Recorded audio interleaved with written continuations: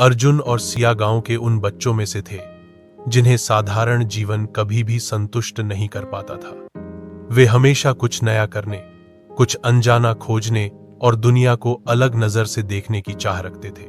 गांव के अन्य बच्चे जहां खेलकूद और शरारतों में मशगूल रहते, वहीं अर्जुन और सिया अक्सर अपने आस पास की पहाड़ियों, जंगलों और पुरानी हवेलियों में खोजबीन करते।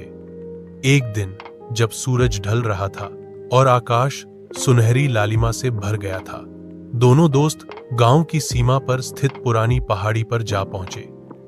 यह पहाड़ी गांव के लोगों के लिए रहस्यमयी थी। कई बुजुर्ग कहते थे कि वहां पर अजीब आवाजें सुनाई देती हैं और रात में रोशनी सी चमकती है। बच्चे तो वहां जाना तो दूर, उसका नाम सुनकर भी डर जाते थे। लेकिन अर्जुन और सिया के लिए डर ही रोमांच का दूसरा नाम था। जैसे ही वे पहाड़ी पर चढ़े, उन्हें घने पेड़ों के पीछे एक संकरा रास्ता दिखाई दिया। रास्ता इतना छुपा हुआ था कि अगर ध्यान न दिया जाए तो शायद कभी नजर ही ना आए। क्या लगता है, यह कहां जाता होगा? सिया ने जिज्ञासापूर्वक पूछा। अर्जुन मुस्कुराया। जहां भी जाएगा, हमें जरूर से चलना चाहिए, यही तो असली मजा है। रास्ते पर बढ़ते हुए वे अचानक एक विशाल गुफा के सामने पहुंच गए। उसका द्वार मानो किसी प्राचीन शिल्पकार ने बनाया हो। पत्थरों पर अजीब सी नक्काशियां उकेरी हुई थीं, कुछ जानवरों के आकार, कुछ गोल प्रतीक और कुछ ऐसे चिन्ह जिनका अर्थ कोई साधारण व्यक्ति नहीं समझ सकता था। सिया ने ध्यान से देखकर कहा, ये तो किसी प्राचीन सभ्यता के चिन्ह लगते हैं। अर्जुन ने उत्साह में उत्तर दिया, तो फिर देर किस बात की, चलो देखते हैं अंदर क्या है। गुफा के अंदर कदम रखते ही ठंडी हवा ने उनका स्वागत किया। दीवारों पर क्रिस्टल जैसे पत्थर जड़े थे जो हल्की सी रोशनी में भी चमक रहे थे। ऐसा लग रहा था मानो कोई जादुई महल हो। जैसे जैसे वे भीतर बढ़े, अचानक उन्हें पत्थरों के घिसने जैसी आवाज सुनाई दी। दोनों घबराकर एक बड़े पत्थर के पीछे छुप गए। धीरे धीरे सामने की दीवार खिसकने लगी और वहां से एक गुप्त रास्ता खुल गया।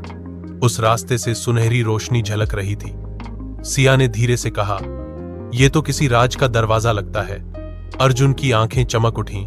हाँ, यही तो वह जगह है जहां हमें आना चाहिए था। वे साहस जुटाकर उस रास्ते से भीतर गए। अंदर पहुंचकर उन्होंने देखा कि गुफा के बीचों बीच एक विशाल प्राचीन संदूक रखा था। संदूक पर मोटी जाली और धूल जमी थी, लेकिन उस पर बने प्रतीक अब भी हल्की रोशनी में चमक रहे थे। अर्जुन ने सावधानी से उसका ढक्कन उठाया। अंदर उन्हें चमकीले रत्न, सोने, चांदी के आभूषण और पुरानी पांडुलिपियां दिखाई दी। सिया ने पांडुलिपियों को उठाकर पढ़ना शुरू किया। उसमें लिखा था, यह खजाना उस राजा का है जिसने इसे छुपाया ताकि केवल वही व्यक्ति इसे पाए जो निस्वार्थ और साहसी हो। जो लालच में डूबा वह यहां हमेशा के लिए फंस जाएगा।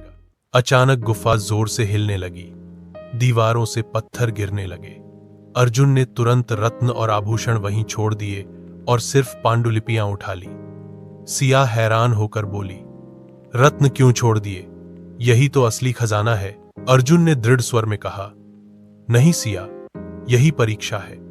सच्चा खजाना ज्ञान है, लालच नहीं। अगर हम इन रत्नों को उठाएंगे तो शायद कभी बाहर न निकल पाए।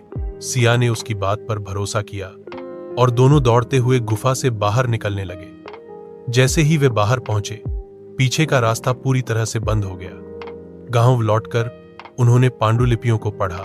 उनमें भूली बिसरी कहानियां, प्राचीन युद्धों का विवरण, औषधियों के रहस्य और जीवन जीने की अनमोल सीख लिखी हुई थी। यह ज्ञान किसी भी रत्न या सोने से कहीं अधिक मूल्यवान था। धीरे धीरे यह खबर पूरे गांव में फैल गई। लोग अर्जुन और सिया को खोजी नायक कहने लगे। बच्चे उन्हें आदर्श मानने लगे और बुजुर्ग भी गर्व से उनका नाम लेने लगे। पांडुलिपियों में कई ऐसी जानकारियां थीं जिनसे गांव के लोग अपने जीवन को आसान बना सकते थे। उनमें खेती के नए तरीके, बीमारियों का इलाज और प्राचीन संस्कृति की झलक थी।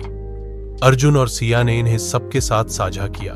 गांव में खुशहाली आने लगी। लोग समझ गए कि असली खजाना धन दौलत में नहीं, बल्कि ज्ञान और अनुभव में छुपा है।